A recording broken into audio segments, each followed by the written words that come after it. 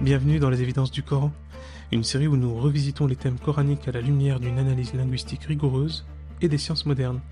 Alors ici, pas de discours obscur ou culpabilisant, nous cherchons à comprendre le texte dans sa clarté, sa logique et sa portée universelle. Chaque épisode propose donc une lecture scientifique et spirituelle pour redécouvrir le Coran comme un espace de réflexion, de bienveillance et d'évidence.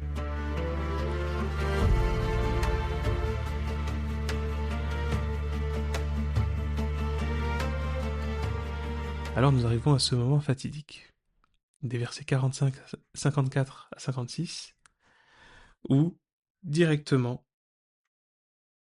وَقَالَ الْمَلِكُ ائْتُونِي بِهِ et le roi dit amenez-le-moi.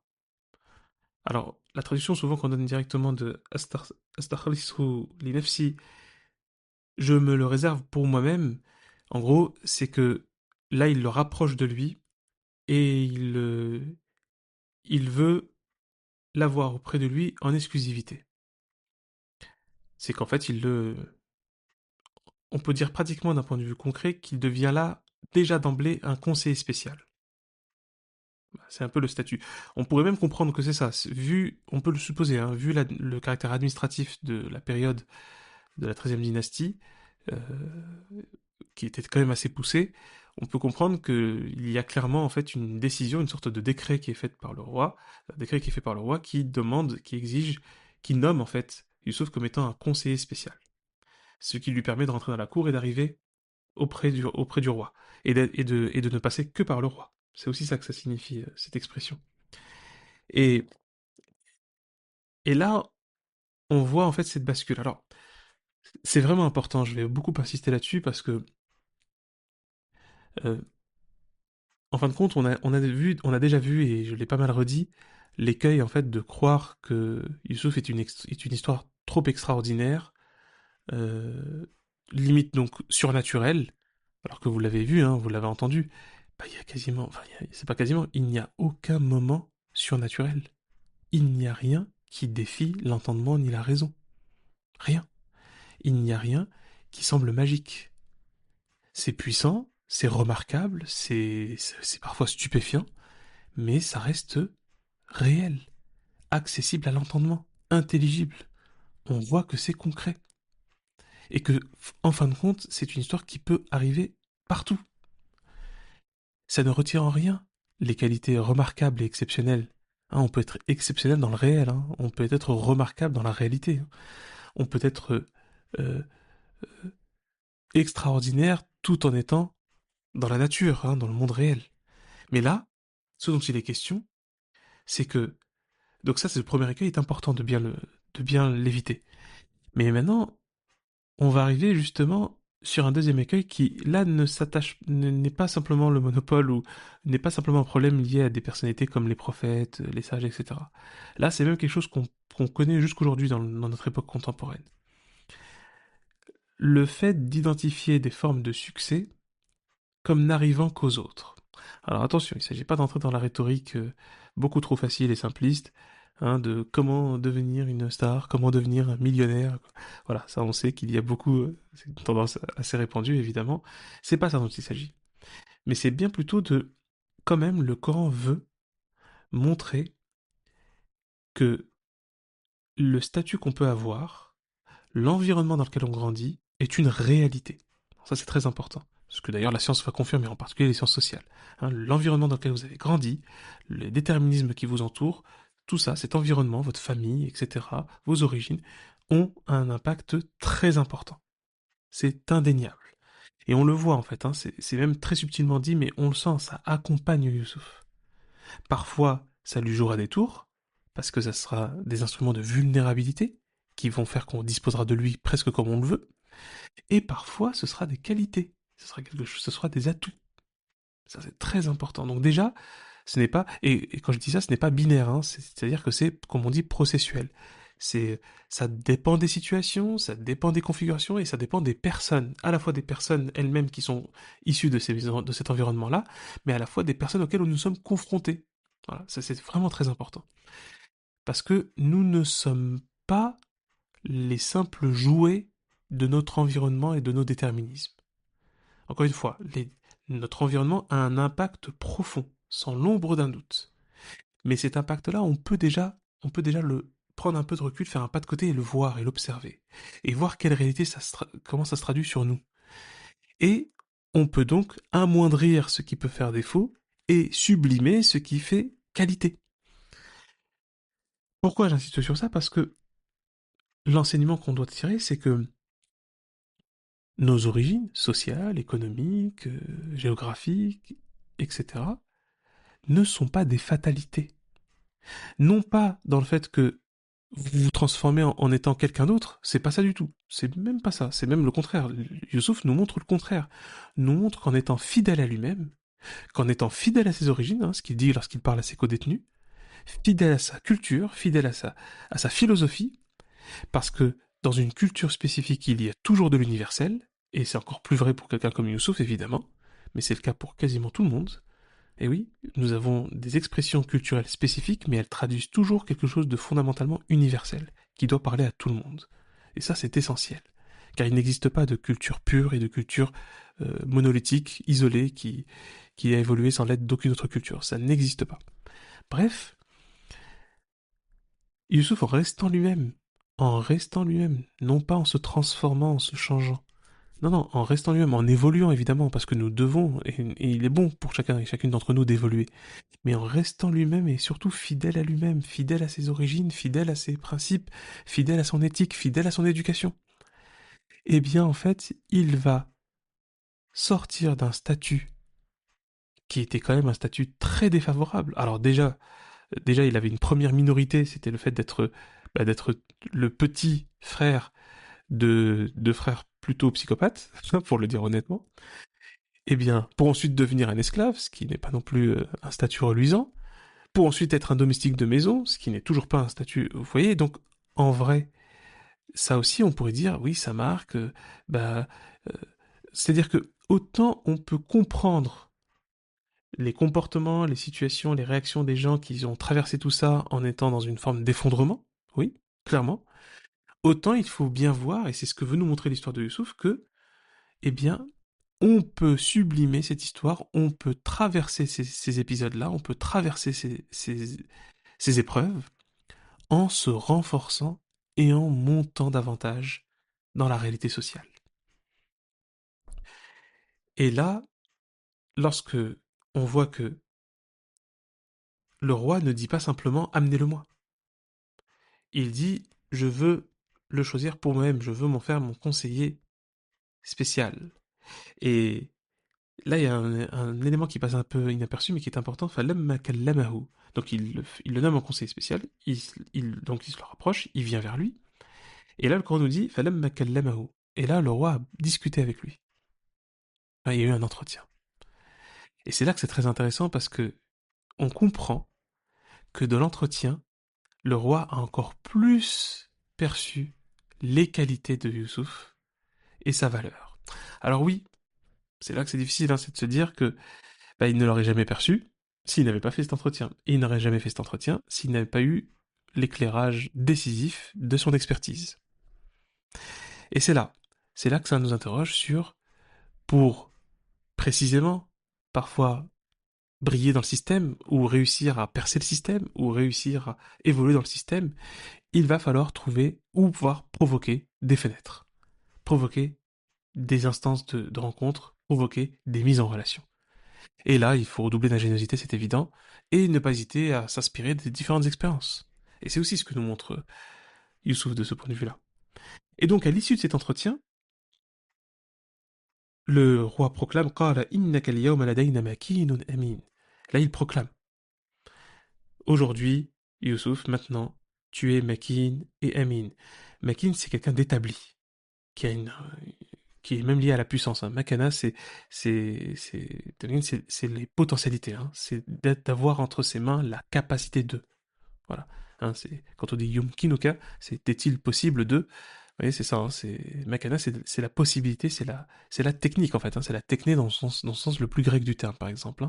Donc, euh, quand on dit Makin, c'est quelqu'un qui est bien installé dans la puissance, qui peut faire des choses, qui a plein de possibilités en fait. Voilà. Et Amin, ça renvoie à l'idée de confiance, de loyauté. Amin, hein, Amin, c'est quelqu'un de sûr, en qui on peut se confier, en qui on peut avoir confiance.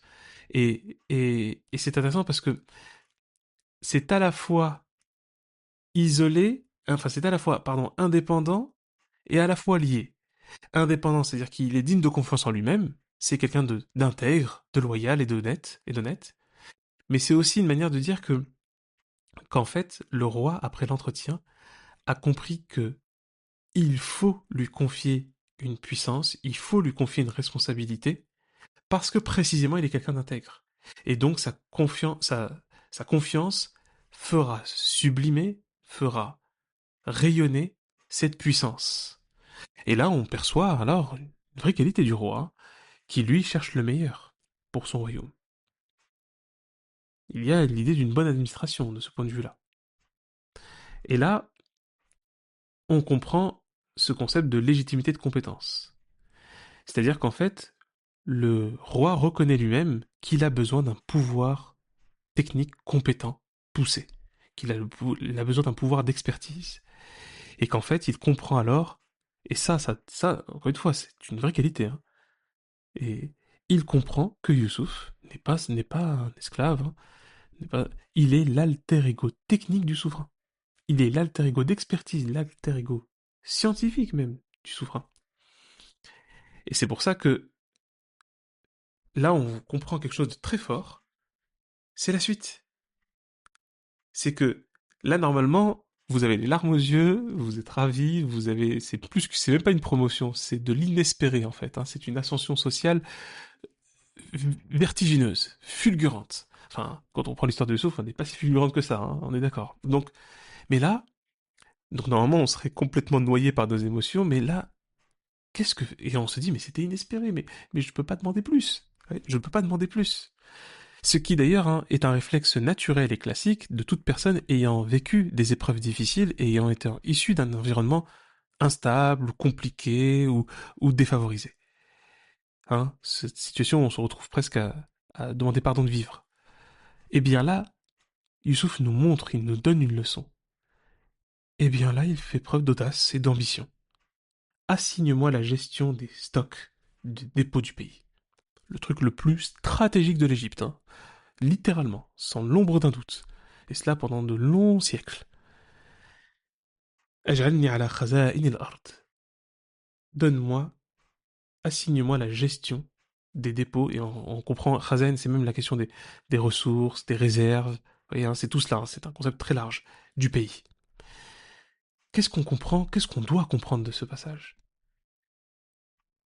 C'est que souvent on enseigne souvent, hein, et spirituellement et culturellement, hein, le fait que et pas de franchement il y a même beaucoup de cultures, hein, qui adoptent cette posture-là, de dire qu'il ne faut jamais demander le pouvoir, c'est pas bien et tout, non non faut éviter, etc. Et à la fin ça amène souvent à une situation de on tue les ambitions, en faisant quoi, en plus en montrant que les ambitieux sont des gens mauvais, sont des gens prêts à tout, sont des gens impitoyables, sont des gens cyniques, sont des gens dépourvus de morale. Or, en fait, on est dans une tautologie redoutable parce qu'en fait, on confond la conséquence avec la cause. Ce n'est pas l'ambition qui cause la corruption. C'est l'inverse. C'est que si seuls les corrompus laissent s'exprimer leurs ambitions, eh ben oui, à la fin, nous nous retrouvons parmi les ambitieux que des corrompus. Eh oui. Et le Coran veut nous montrer, bah, regardez, Youssouf, envoyé de Dieu, personnage impressionnant, d'une moralité incroyable, eh bien, lui, il est ambitieux. La vérité, n'importe qui se contenterait, mais de la moitié de ce que le roi lui propose. Et ben lui, non, il dit je veux plus. Et évidemment, c'est là que c'est sa profonde qualité, c'est que pourquoi Youssouf brise ce tabou de demander le pouvoir, de demander un poste plus important encore, parce qu'il sait qu'il est le seul à détenir les clés de compétence sur ce sujet. Il prend ses responsabilités. C'est une ambition de responsabilité. C'est donc une ambition éthique. C'est une ambition même de devoir. C'est donc pas simplement de l'ambition personnelle égotique. C'est de la responsabilité de crise. C'est une véritable éthique de responsabilité. Parce qu'il le sait, Youssouf. S'il laisse le plan à d'autres, en gros, s'il ne fait pas ça, s'il ne faisait pas ça, il reste juste à sa petite place, ou à cette moyenne place, eh bien le plan échouera par incompétence ou corruption. Il sait qu'il est l'outil nécessaire à la survie de millions de personnes. Et ça, c'est très important. D'ailleurs, et il le dit de manière lucide, c'est pas simplement par caprice ou par une sorte d'héroïsme fou. Non, il le dit, il l'exprime. Inni hafidun alim. Je suis en réalité un bon gardien et un fin connaisseur. Hafaza, c'est l'idée de gardien. Et là, c'est très important parce qu'en fait, lui-même reconvertit le poste de pouvoir. Et oui, en fait, il neutralise l'idée même du pouvoir pour en faire une idée de gardiennage. Donc de responsabilité. Enfin, en définitive, je ne suis qu'un gardien. Si tu me confies des dépôts, ce que n'importe qui en aurait fait un pouvoir, eh bien moi, j'en fais une responsabilité. J'en fais une vigilance, j'en fais une mission. Et donc c'est ça, ça va donc impliquer cette gestion de l'actif, cette sécurisation des stocks, cette rigueur comptable qui va permettre d'empêcher la déperdition et le gaspillage. Et Alim, c'est que je ne vais pas simplement être investi d'une logique éthique euh, seulement vertueuse de voilà, je prends avec gravité, responsabilité. Non, non. Là, il, il considère que il a la compétence et il va la développer et il va la déployer. Il est un fin connaisseur. Et là, encore une fois, Youssouf nous explique que ce que n'importe qui aurait pris juste par puissance matérielle, hein, en armes ou en argent, et eh bien, croyant qu'il peut pallier son incompétence, eh bien moi non, j'ai la compétence. Et c'est un message du Coran pour nous dire que d'immenses responsabilités impliquent une éthique remarquable et du savoir. Parce que là aussi, il ne suffit pas d'être remarquablement éthique, d'être quelqu'un de vertueux, pour être compétent. Ça aussi, c'est très important. Et donc,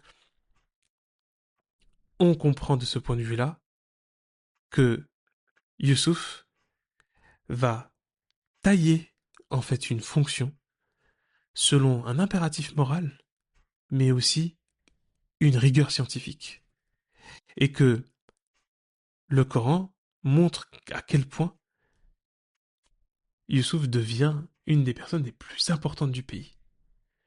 C'est qu'au final, alors qu'il a, mais vraiment, hein, les clés de beaucoup de choses, il, il, il décide d'investir complètement une logique éthique de responsabilité. Et c'est là que c'est intéressant, c'est que cette phase d'ascension individuelle est remarquable pour Youssouf, mais regardez qu'est-ce que fait Youssouf. Il veut mettre au service du collectif cette ascension individuelle remarquable. Et oui, la leçon qu'on peut se faire pour nous-mêmes, c'est que la compétence ne demande pas l'autorisation d'exister. Quand vous êtes le ou la seule à détenir la solution à un problème vital, ou même un problème quelconque, c'est votre devoir éthique de prendre les commandes. Et ça nous interroge sur tout un tas de sphères, sur différentes dimensions de notre existence. Et c'est ça qui est très beau dans l'enseignement de Youssouf, sur son rapport au pouvoir, son rapport aux responsabilités.